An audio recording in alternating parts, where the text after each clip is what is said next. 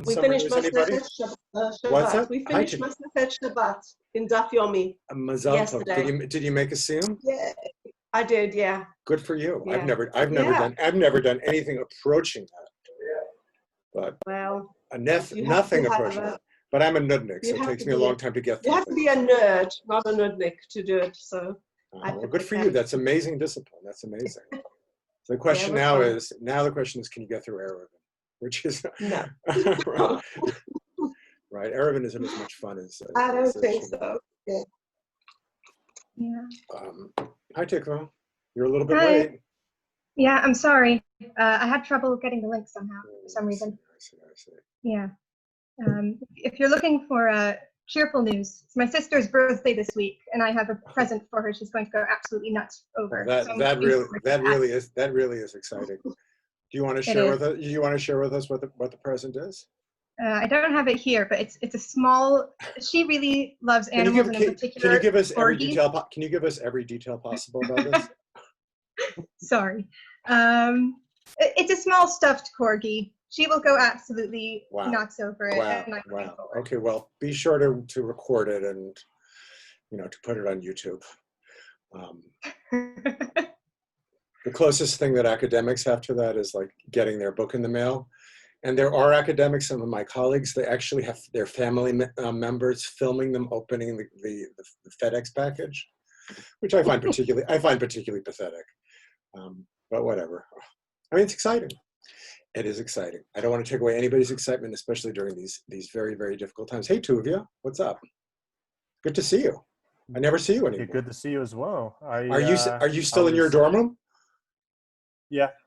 Oh my God. I was actually invited to this Zoom class at Tikva's invitation. Well, you're not by any means crashing, Tuvia. We're really, really happy to see you. Good to be here. Good. So thank you all for coming. And I kind of was feeling like I was going a little bit stir crazy in the house. And I thought the only way I could maybe become better company for my family was if I was able to talk to you people for an hour or so about the things that I'm really thinking about and interested in at the moment. So I'm glad you guys are here. So this is a little bit, I'm going to try to share a screen here. Let's see if I can do that. Here we go. So share. That's not what I wanted. That's not what I wanted. Okay. I'm sorry, people. Stop share.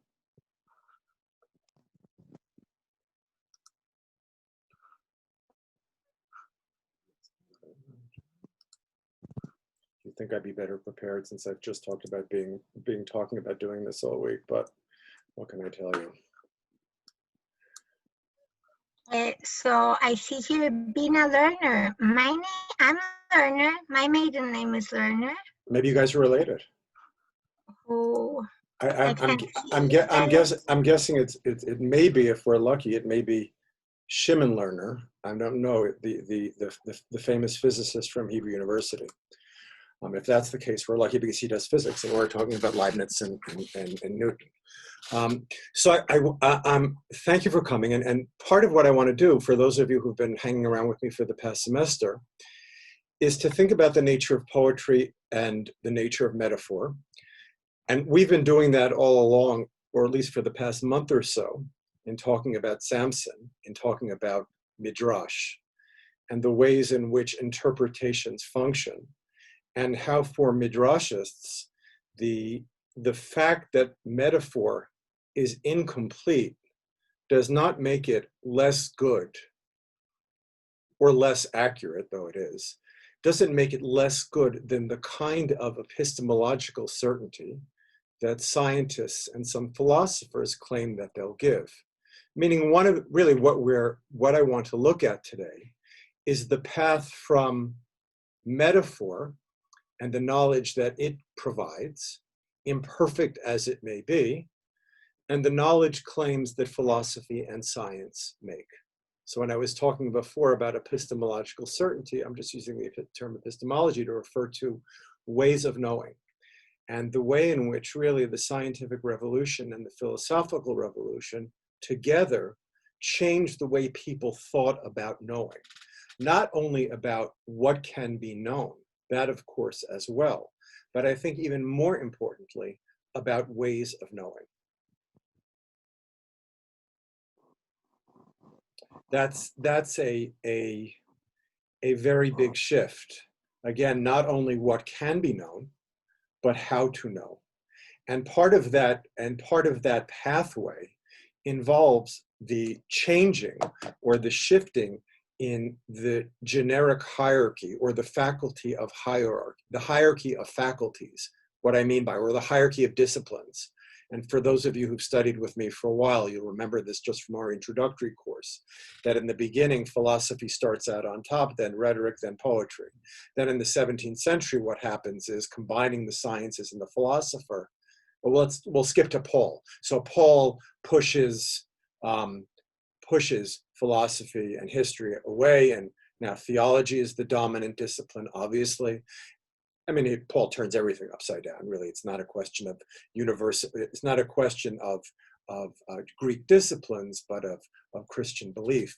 But in the 17th century, what happens is philosophers and scientists come together. And maybe if you heard the term natural philosopher, a natural philosopher is a philosopher who has a kind of wants to have an empirical understanding of the world. And their philosophy will be inflected by, or really informed by, that scientific perspective.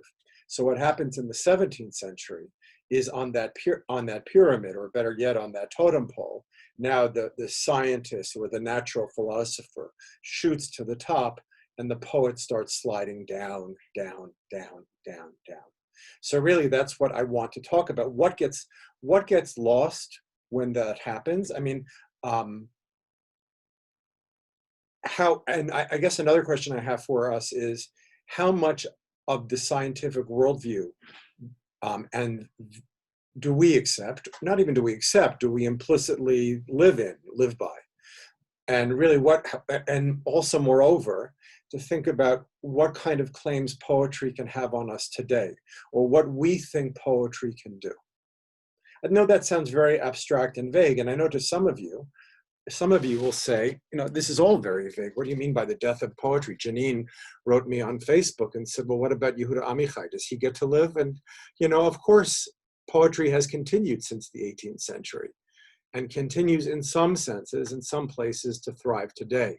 But I think it's our understanding of the kinds of knowledge that it provides have really changed since the 18th century. Or changed, and when I say the 18th century, for those, as I probably said to some of you before, the long 18th century is really meant to begin sometime in either 1660 or 1667. 1660 being the beginning of the Royal Society, so the 18th century is the scientific century, or 1667 being the publication of Paradise Lost, right? That Milton writes, and I think this, and it makes sense from this point of view, Milton writes the last poem in which and for which poetry really does tell the truth about the world in ways in which it no longer will after that. Poetry, the people continue to write poetry, but it's competing with other things.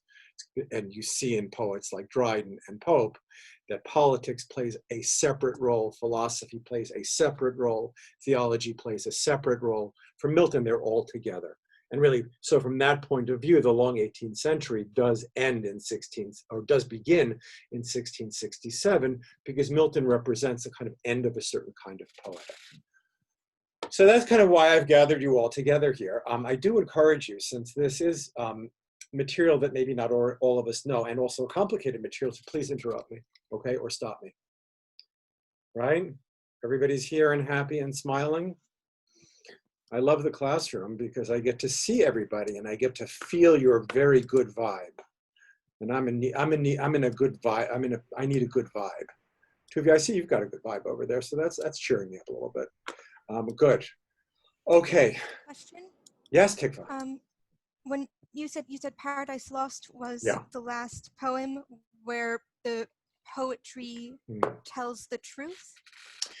Where, it would not be a misrepresentation to say that Paradise Lost has Spinoza and Hobbes and Descartes in it. Now, they're not characters, of course, but Milton represents certain philosophical worldviews, certainly Hobbes, Descartes, and he pushes them away with his poetry. I think, as I mentioned to you, a friend of mine in America wrote a book called Milton Among the Philosophers, and I think it should have been called Milton Against the Philosophers, that Milton is really pushing up against philosophical discourse and about the priority of philosophy. Remember, at the end of Book 2 in Paradise Lost, he's describing the despairing satanic host who are pursuing abstruse philosophy in wandering mazes lost. And I think Milton really is giving a dig or giving an elbow to contemporary philosophers and showing that the truth claims of poetry are for him greater than those of philosophers, because philosophers do things that can't be undone. And once, in a way, once the, as we'll see today, I think, once the philosophical shoe has dropped, it's hard to go back. And what I mean primarily by that philosophical shoe is that which is pursued and pretty much accepted by all of the natural philosophers. That is the distinction between body and soul, or spirit. And let's change that vocabulary. Body and soul is the language of Christianity, right? What will happen is there will be a new language of spirit and matter. And empirical philosophers, natural philosophers will look at the world, and the pashtut, the simple reading of the physical world, is one where spirit and matter are separate. I mean, Descartes is the one who really introduces this, this dichotomy in a philosophical sense. You might say that Catholics had their own dichotomy of body and spirit, which Reformed Protestants in some way make more complicated. I think that would be true. But we're looking at Dunn today, who is the Reformed Protestant, who is in the middle between the Catholic separation between body and soul, and the scientific and philosophical distinction between spirit and matter. And something happened in the 17th century, and the names of that something are, the primary names are Shakespeare, Donne, and Milton. Something hadn't happened in the 17th century that resisted those categories, resisted those earlier categories, and would challenge or come to challenge, not very successfully, the dichotomies or the philosophical dichotomy of that came after. So, I mean, so what's the big deal about, part of what's difficult about this is like, who cares? Why do we care about this? Why do we care about spirit matter? Or maybe the question I should ask better is, why would they care so much? Why would philosophers care about this? Yes, Janine. Instead of saying body and spirit, can we say physics and metaphysics, or Maaseh Merkava and Maaseh Breshit? Please don't do that. If you want to, there's a certain rule. Janine, you're not really aware of the rule. There's the tikva rule. The tikva rule is you're not allowed to bring anything in from Jewish studies unless you're married. Okay, physics or metaphysics. Right. So I think spirit and matter is good. But yeah, if you want to, that works. Right. Yeah. So why would that bother philosophers and scientists?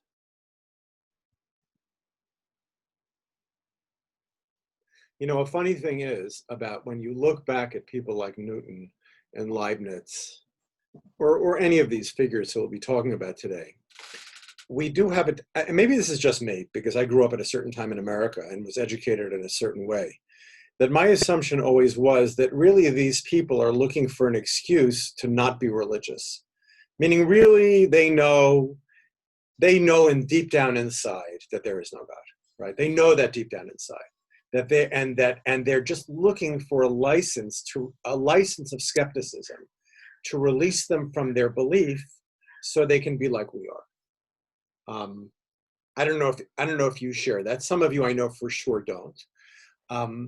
But what gets lost in that reading is that the baseline for all of these guys is Christianity and belief.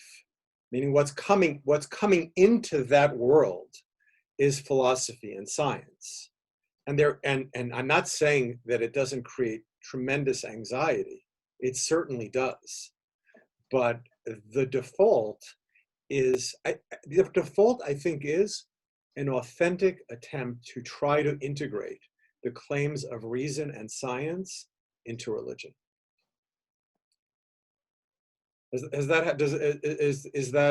Are you familiar with anybody else in world history? The Tikva rule here is momentarily suspended. Are anybody else in world history who would terrified now? Who would fit into that category? Maimonides? Yeah, Maimonides is a classic, right? Right? Yeah, that is, Maimonides essentially says to Aristotle and Plato, bring it on, right? Bring it on. Maimonides is one of the true survivors, right?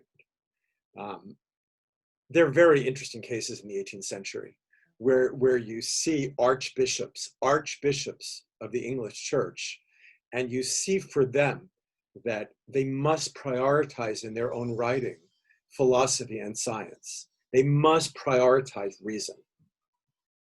There was a book by this kind of crazy John Toland called Christianity Not Mysterious. And of course, Locke wrote a book called The Reasonableness, another survivor, The Reasonableness of Christianity, right? And that Locke, another figure trying, and anybody, you read Locke and you say, oh, he's got the two treatises on civil government or whatever, and he's got the essay on human understanding. And then if you go and look at the Locke collection in the National Library, which of course is closed now and is threatening to close for good, there are 7 or 8 volumes, and a good chunk of it is his biblical interpretations, his religious interpretations. So, and it's not like that's kind of like after the fact. That informs everything else that he does. So going back to that question, the mind-body distinction, why is that so difficult? I mean, even, okay, mind-body, I'm still a good believing person. Why does that challenge me?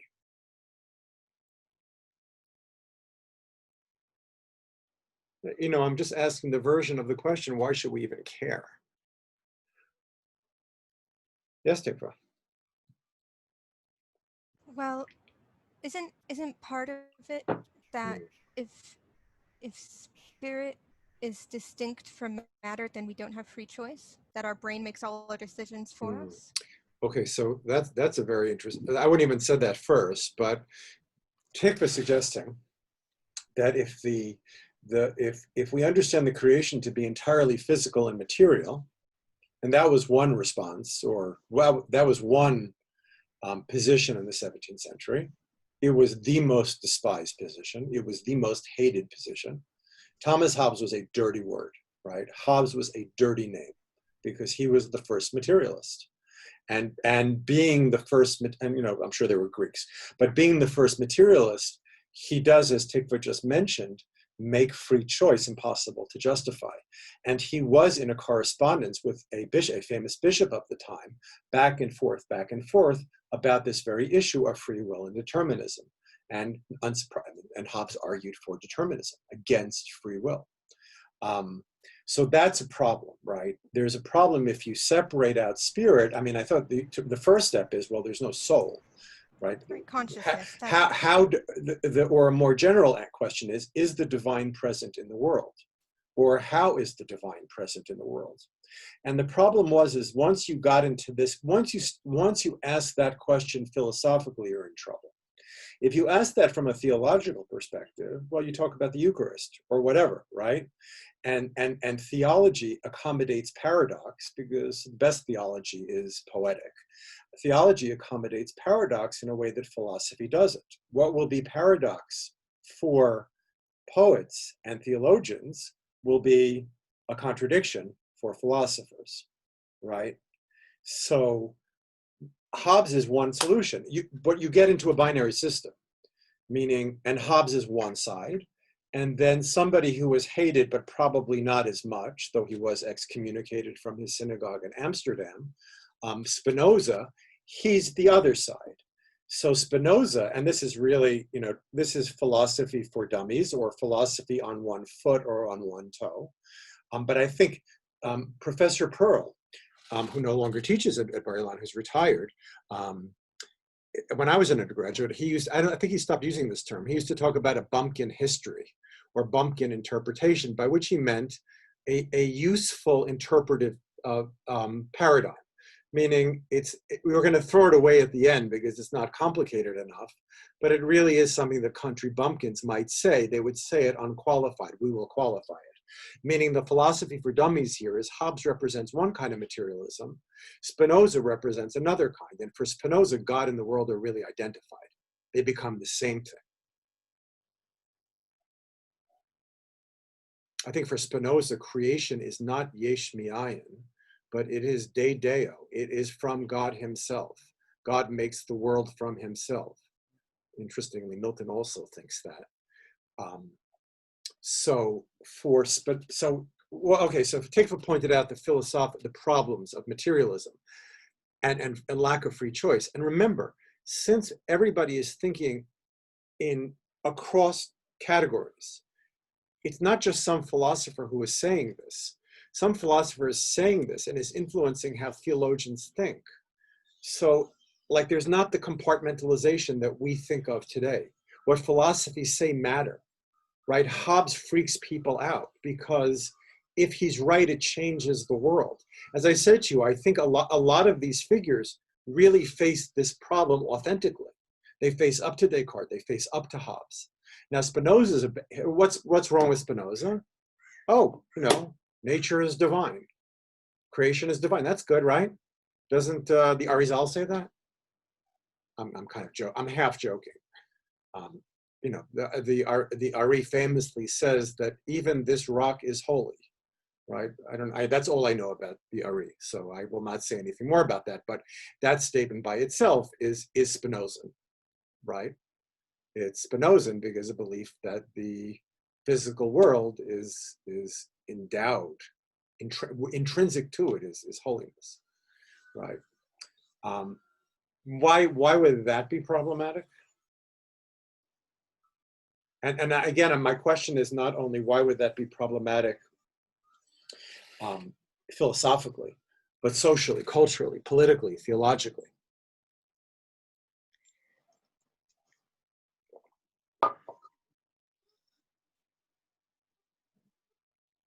That's why I'm interested in all these really arcane things, because they're little signs, or they're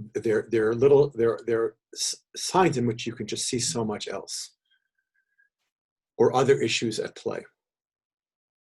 There are so many reasons why that's problematic. Yeah. So give us what's on the top of your list, Tikva. Well, first off, it creates a problem with the, hierarchies in general, because if everything is holy, then everything is equal to everything else. And you can't just go around saying that the working class is equal to the ruling class, that's unacceptable. And you can't go around saying, this is done on the side of the road. Right. And we're saying also that there is a metaphysical reason that comes from the creator that really suggests equality rather than hierarchy, right? And it's not surprising that the most radical political people of the period were Spinozans. The Republicans were Spinozans. They believed in the power of every individual. I mean, I was thinking as Tikva was mentioning it, again, suspension of the rule of Korach, right? And which is a great explanation of it, especially the way the rabbis explain it, is Korach says, we're all holy. Everybody is holy. So how do you maintain hierarchy in that context? It's a question, right? So it was an extremely threatening from that point of view. So you've got a world in which you're inheriting a philosophical problem which really affects everything. And I mean, addition to the political issue, and when Newton comes along, and we'll talk a little bit about how he solves this problem, as it were, he is really celebrated. He is called the divine Newton, because he makes hierarchy safe again by finding a way of bringing spirit and matter in a way together that was unproblematic or fit the view of God, church hierarchy, political hierarchy, he really salvaged that world. And after the 17th century, when there was so much doubt about political order, right, because of the revolution, there was such a desire for that kind of stability. And Newton provides, and that's his greatness for most humanists and philosophers in the 18th century, not just the science, is that he justifies a political order, which was so desperately in need of. Now, How did he do that? we're going to get to that. Okay, sorry. Now, part of this dichotomy that we see, I have a PowerPoint presentation kind of thing, but I'm not risking going to it because it's probably too complicated for me. But you can Google. Descartes thought dogs were robots, right? I have a picture of Descartes' dissected dog. He thought dogs were robots because he didn't know robots like we know them, but he felt, going on what Tikva said that they were entirely in that deterministic universe, that they were like machines. So the question becomes, how do you mediate between these two worlds? Can you mediate between the physical and the spiritual?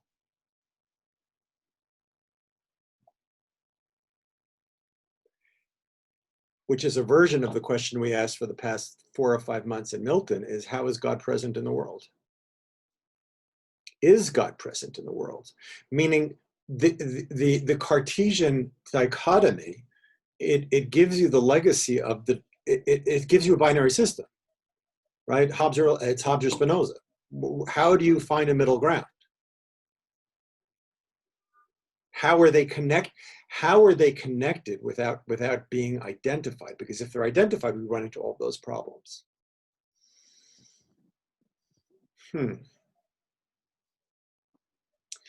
Okay, can we take like a deep breath?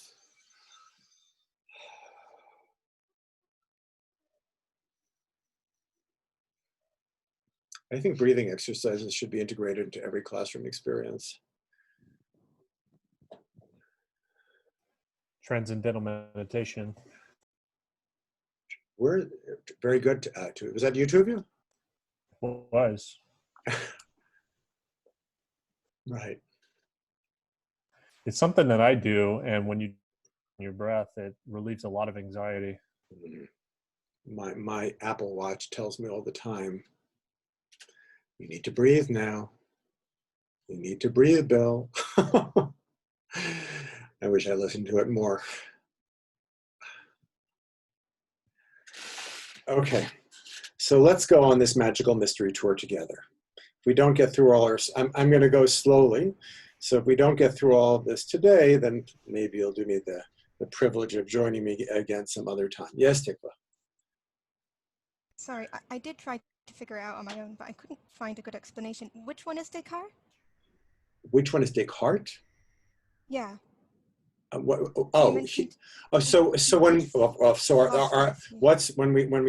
we do Trivial Pursuit, what's the famous Descartes quote? Therefore I am. I think therefore I am, right? So that's this Cartesian emphasis on consciousness, and consciousness as being a separate realm of the physical. What makes me know that I am? Not my relationship to the world, my relationship to myself, right? Well, you see why the 17th century is so cool. Descartes, Hamlet, Milton, right? They're all doing very similar kind of thing, right? So I wanted to start with some poetry. And most of you have read this, so I don't want to do a careful reading of this. I think our careful reading of this poem, A Valediction Forbidding Mourning, is already built in for many of us. This is a poem that John Donne writes, part of the Songs and Sonnets. It's from the title of the poem, we know that the dramatic situation, you guys having flashbacks? Some of you having flashbacks? Yeah? Does anybody remember any of this poem? It's like the teaching experience of this to you was so part of my life that I assume that you participate in the same enthusiasm that I do, or did while teaching you. So there's a dramatic situation here. This guy is leaving a girl. And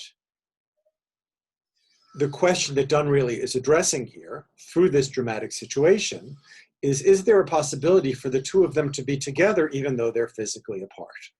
And in the back of Dunn's mind is the voice of Francis Bacon, who's a kind of proto-scientific figure who argues really that things are distinct and that you can't really, and that everybody in the past has been seeing the similarity between things and they haven't been focusing on their differences. You can see why Bacon is very much part of the scientific or empirical movement. Focus on differences, not similarity. Don't put them in broad categories. Don't make big pictures, chains of being, but look at things in their individuality. So, and Dunn has Bacon's, he hears Bacon, right? In one of the lines in his poem, you remember from the, the anniversary, and the new philosophy calls all in doubt.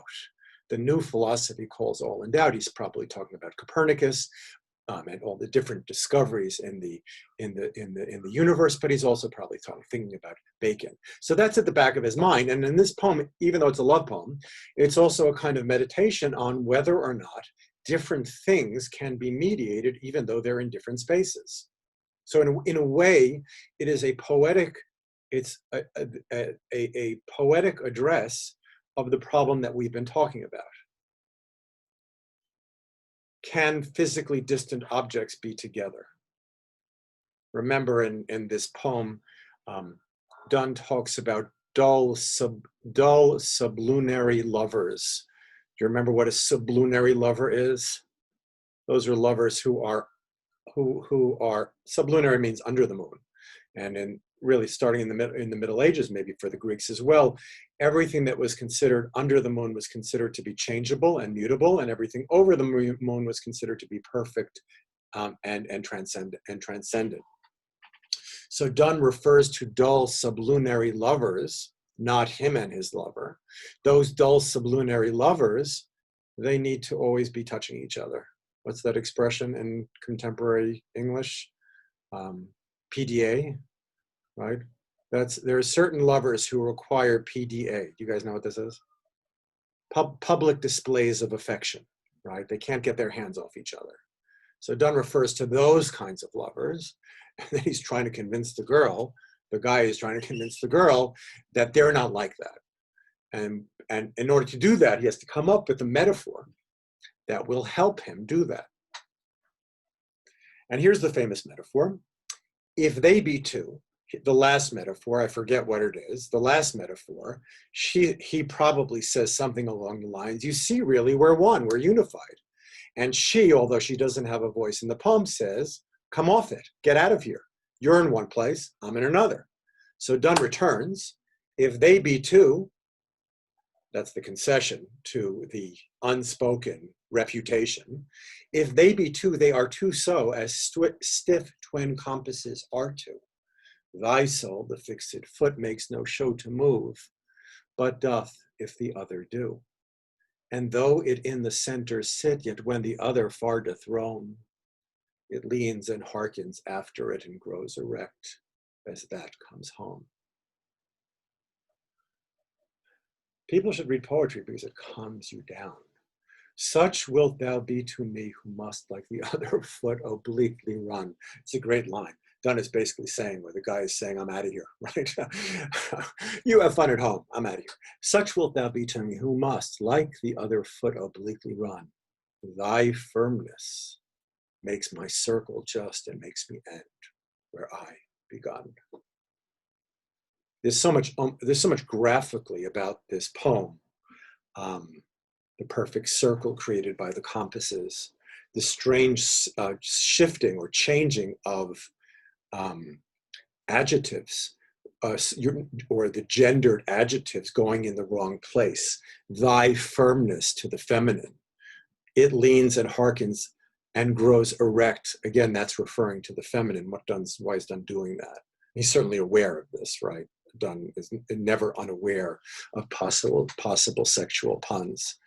But quite apart from that, what does this compass metaphor achieve for him? Here, this is Dr. Johnson here, and in a work in which he spends like 60 pages trashing Donne and his school, he talks about this poem in particular, and he says this about it. This is in 1779. To the following comparison of a man that travels and his wife that stays at home.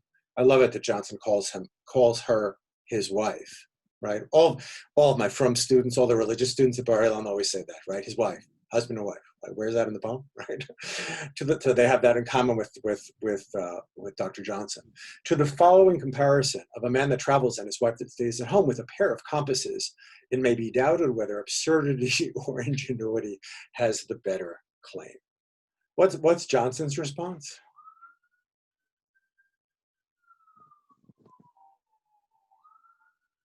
I think one of the best ways of understanding 17th century poetry is reading 18th century misinterpretations of it. There's tons of it. I mean, the most famous example is when King Lear was so difficult for the sensibility of the 18th century to watch on stage. They changed it. So at the end, which one is the good one, Edmund or Edgar? I don't remember. Edgar? So Edgar marries Cordelia at the end, right? Nobody dies, right? It's like, which is strange because you think of the 18th century as this very polite and refined and really not sensitive to those kinds of issues, but it tells you more about that polite refinement, which is a way of trying to escape the urgency of those sensitivities, right? They could handle it. Right? So is this what Dr. Johnson's saying about not to use metaphors from disparate places? Right. It's the same essay. It's the same essay. You can see the right below it is wit, and he's talking about Donne and his school, may be more rigorously and philosophically considered a kind of discordia concors. Remember what that means? A discordant harmony, which is of course a paradox, or oxymoron, a combination of dissimilar images or discovery of occult resemblances in things apparently unlike. Of wit, thus, to find they have more than enough. And here's the line that Ilana was just referring to. The most heterogeneous ideas are yoked by violence together. Right? So you can't compare lovers to compasses because the world of compasses is math and the world of lovers is poetry or literature or whatever. Mm-hmm. Right. I mean, right. Go ahead. Somebody else there? He's missing the brilliant metaphor, which is of the compass, which is that the compass is the signifier and it's different to what is being signified. And that's what makes it a brilliant metaphor, not that it happens to be a scientific instrument. No, but that's the question. And we're going to try to take all 1980s literary theoretical jargon out of the conversation, even though you're perfectly reasonable to do so. But let's talk terms that we're more familiar with. Tenor and vehicle, right? In a metaphor, there's the tenor of the metaphor and the vehicle of the metaphor. And what Johnson is saying is the vehicle is inappropriate for the tenor because it's entirely different. They're two separate realms. Don't compare lovers and compasses. Or he might say to Donne, and he does say this to Donne, remember, don't compare romantic love and divine love. They're not the same. But Donne does that, right? Like Johnson does, he goes crazy about Donne. So I guess we'll go. I want to go back to Janine's reading of the metaphor. But my question is, what is the difference? How do Donne and Johnson look at language differently? Or metaphor differently? Let's just read this definition of metaphor by Aristotle, which I think is what Janine was saying, but in slightly different terms. Metaphor is usually thought of as the trope of transference. I guess the Latin is translatio, translating or carrying over, in which the unknown or half-known is described and clarified through recourse to what is better known. Thank you, Aristotle, right? Very, very helpful, right? Meaning there's something I want to describe which is ineffable, I can't express. I have a set of languages which I can use, which will help me know that unknown thing. One more time, metaphor is usually thought of as the trope of transference, in which the unknown or half-known is described and clarified through recourse to what is better known. Now, it's not defined by what is better known, and metaphor will always admit its incompletion. It never knows entirely, because it's like looking at Satan in Paradise Lost. We look at him through many different lenses, many different metaphors. They all provide lenses that are, in some sense, for Milton at least, indispensable, but not a single one of them is exhaustive. You hear that? Indispensable, but not exhaustive. Meaning the metaphor is indispensable because without metaphor, just think back to Milton, right? Without metaphor, I can't show you anything. I can't show you things that are invisible to mortal sight. And remember, Milton is an iconoclast and struggling with that. And he feels nonetheless, even though he's a Puritan iconoclast, nonetheless, he decides to be a poet. He feels this imperative to represent things that are invisible to mortal sight. So I think, especially for Milton, it makes sense to say that every metaphor is indispensable, but not exhaustive. Because I can't know something fully. What starts to happen in the 17th century, and Dr. Lerner, who's joining us, would tell us that is there's a different notion about how we know the world. We can know the world better, right? We don't have to. The whole category of the unknown or the half-known is vanishing, and it's becoming known. And once that world becomes known, we don't need metaphor anymore. Or metaphor becomes inaccurate, right? I said before,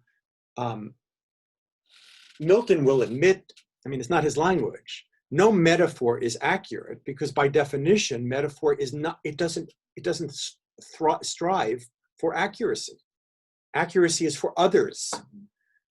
And Milton, if he were speaking our language or my language, would say that poetry allows for the complexity that, and the way of knowing and the way of reading of poetry allows for the complexity of knowledge, that scientific epistemology, that the world can be known, doesn't allow us to have.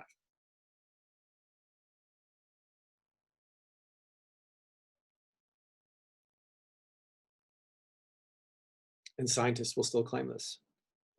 And the humanities are dying. And you know, I get upset about this because I tell you I'm on this university committee, and STEM researchers, Shimon, you might want to cover your ears at this point.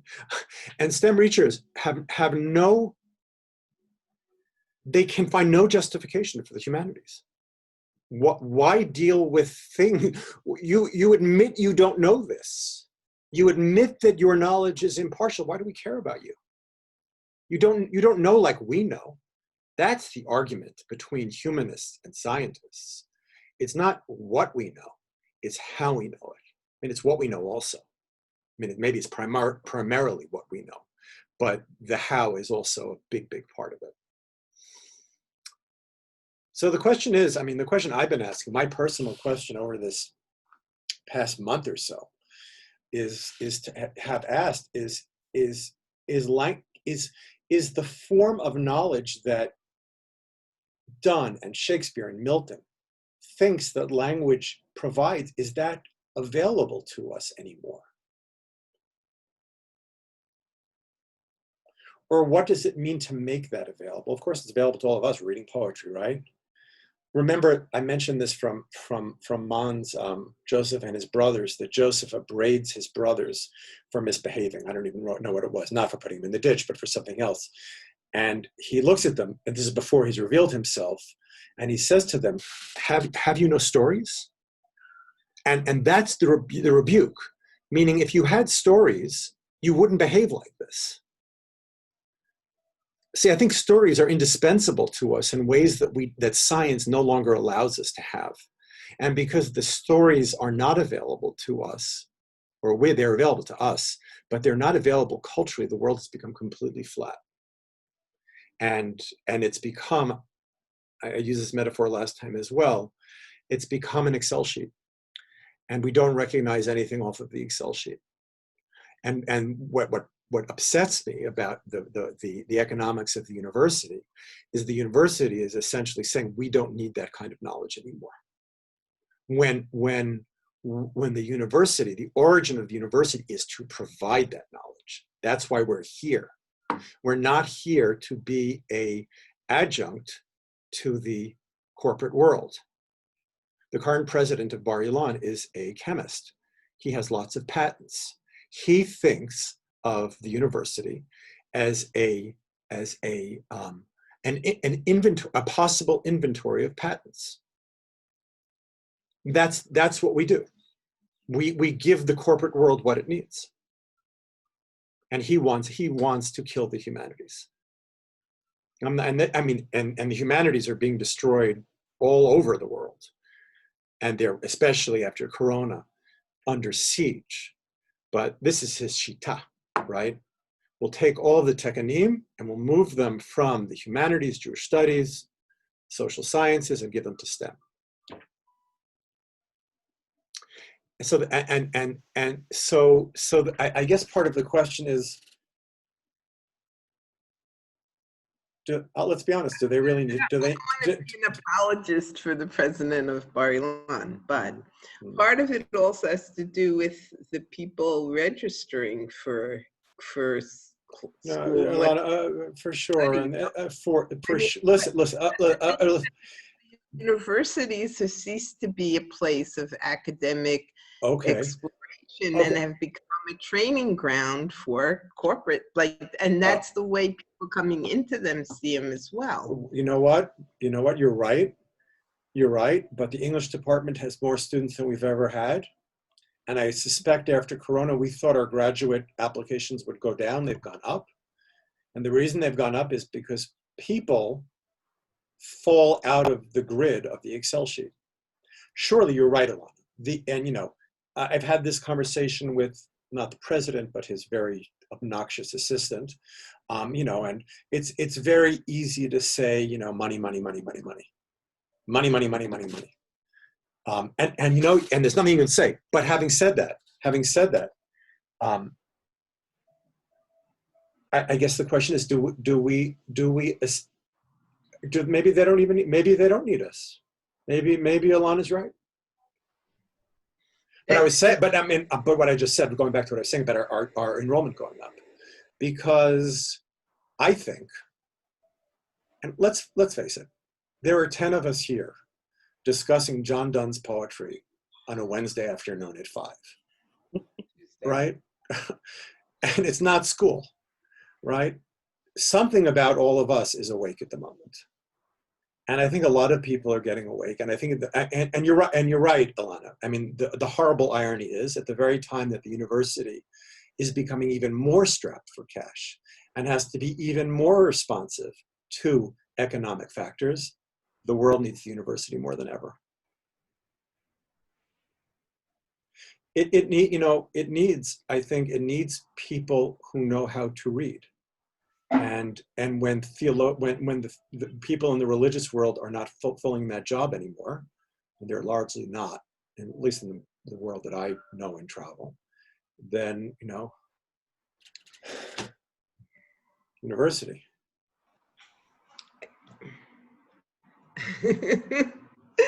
There's a lot. I don't know if you want to go into the direction of discussing what the place of university is in the world anymore, but I also think that that as it becomes more democratic, people who are going to university are not independently wealthy, and they're not what they're looking for training for a job. They're looking. So you're right. Well, let's not. What am I going to do after university? And the humanities, there's less and less a need for it too, and academia is becoming smaller and smaller. My son is studying for his doctorate in mathematics, and the amount, and mathematics is also, it's almost literature. The amount of Kanim open for him when he finishes his postdoc and stuff, it's like minuscule. Right. And So Alon, I'm going to interrupt you. I mean, I agree with. I mean,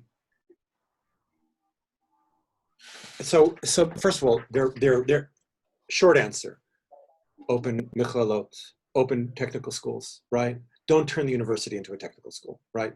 That's what's changing. I agree with you. Fine. People, and most people need, and they need training that they need to get it. Most people in technical schools, right? But I don't. I'm much more interested in thinking about where we are now, which is feeling the need for this kind of reading. In the hour we have had together, we feel that connection, or that we feel that, right? We're being engaged in a way we're not normally engaged. I like you all, I have friends from high school on Facebook, and I came from a very wealthy community, and they all went on to be very wealthy and successful. And the only things they know how to read are iPhone manuals and car manuals, and it's it. They just have no resources, right? This is an incredible, where we have the resources that allow us to be part of something. I watched this unbelievable symphony this morning. It's at the Berlin Philharmonic, the Berlioz's Symphonie Fantastique. And you saw at the end, the audience just goes crazy. It's like a rock concert, right? And it's not just that they saw something that they liked. They were part of something that they liked, right? And that's what reading allows you to do, to be part of something. And the economics, you're right, right? But what are we trying to save? Yeah, Tikva. I think that beyond, of course, the value of the materials themselves, of, when there's a pandemic, having books about pandemics available to you so that you feel less alone, and like, oh, look, someone else has experienced this and they were okay, or maybe they weren't okay, and I'm also not okay, and now I don't feel alone. I think that one of the most valuable things about the humanities that people seem to miss is that in the critical skills that you learn from the humanities enable a person to think complexly and to look at the world complexly. And in a world that's really, really complicated, that's very important. And so when you I really hear what you're saying. I'm thinking also, part of that is being able to be part of something. I think we have to flesh that out a little bit more, meaning being able to be the kind of person that can hear that symphony, being able to be the kind of person who can read that poem. I can read this. I can look at this Rembrandt and see it and understand it. Or it's not even to see it and understand it, I can be part of it. Because once you understand it, it's not what you think it is anymore. That the humanities teaches that kind of knowing that is, I don't want to get into the cliche of, oh, it's endless. I mean, it is, but it's I guess it's kind of, I use it as a kind of like sacred process of reading, I think. I mean, the sacred process of reading, and the sacred process of reading is never being satisfied with one perspective. Yeah, go ahead, Digma. You said earlier that theology accommodates paradox, and I think that you could say poetry accommodates paradox without too much of a stretch. No, I thought that I certainly would. I would put poetry for sure. Yeah, they're same. Certainly, Yeah. sure. And I think that is so important. I think important not necessarily in conceiving of people and understanding people, because we live in a world where, I mean, for example, in Hollywood, there are a lot of people who are being exposed as being, you know, not great to women. And we learn about authors we loved or artists we love who are not necessarily great people, or people who did great things and also did horrible things. Mm-hmm. And when you learn to read poetry and kind of, you know, accept the or see the complexities and the paradoxes within that, it is easier to accommodate the complexities and paradoxes that real people present. So Not that I hear. So very hard. Right. I mean, that's one of the things that we. That's one of the things we try to do at Bar Ilan in our undergraduate program, is to make people more aware of difference. I would just go back, and we'll end now, and maybe we'll get together again next week.